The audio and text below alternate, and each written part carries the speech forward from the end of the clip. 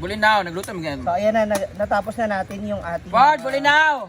mga pangsahog na gulay. So ihiwalay na natin yung okra kasi hindi pala yung kasama. Ewan ko ba ba't nandiyan yan? Hindi ba na-insulto yung kamay mo na, daliri mo na mas mahaba pa yung okra?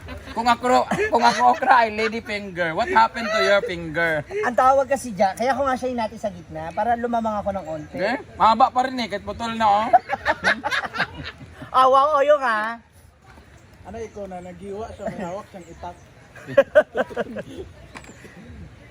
Okay, so tapos na tayo. I-ready naman natin yung kabilang ano kasi ipiprito mo na yung fish. Dito na magpito dito. Kunin mo na yung tungtungan ni Diva para maabot niya yung ano. Kawali dito. O kasi, alo. Ay, Ayan. ito isasahog. Mm. Tapos ilagay mo sa isang lagayan para lagay ng tubig kasi kailangan mo siyang... Mabawasan yung alat. Okay, ibababad muna natin.